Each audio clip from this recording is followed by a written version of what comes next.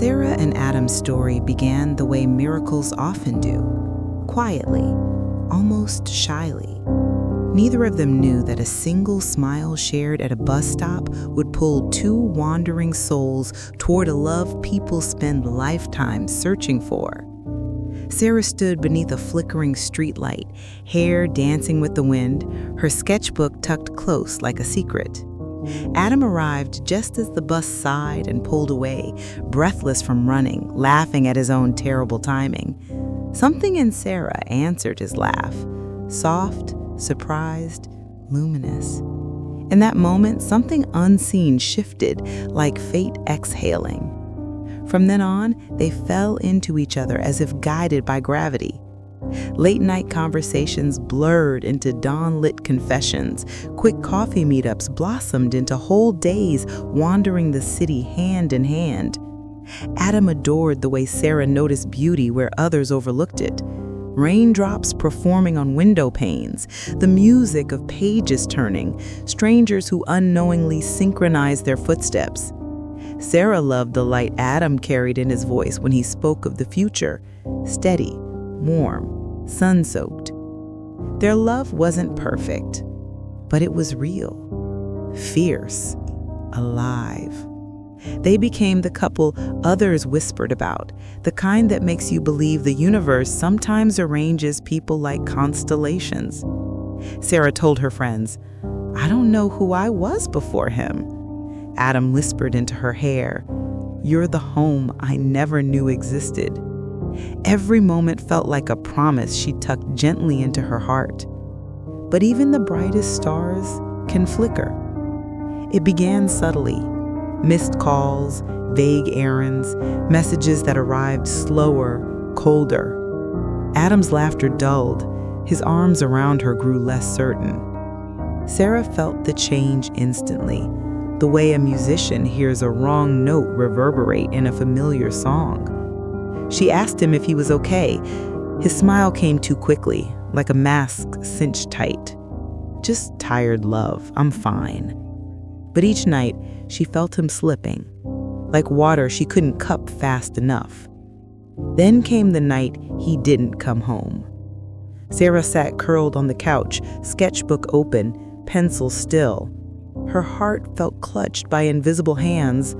Midnight arrived, then one, then two. Fear chilled into dread, and dread into something wordless. At 3:17 a.m., her phone buzzed. A message, not meant for her. A photo. Adam in another girl's apartment, his arms wrapped around a stranger. A smile Sarah hadn't seen in months. Wide, unburdened, devastating. The world went still.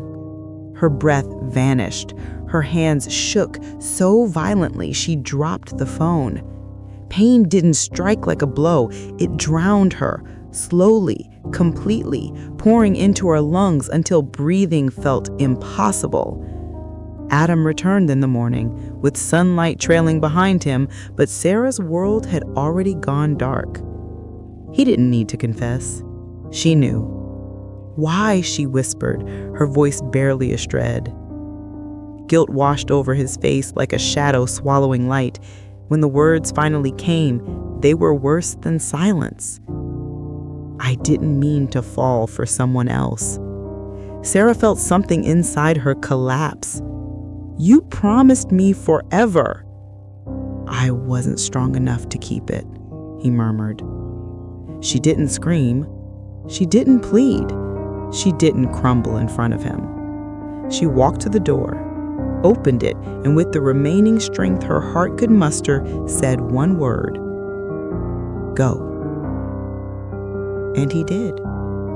Because betrayal has no home where love once lived.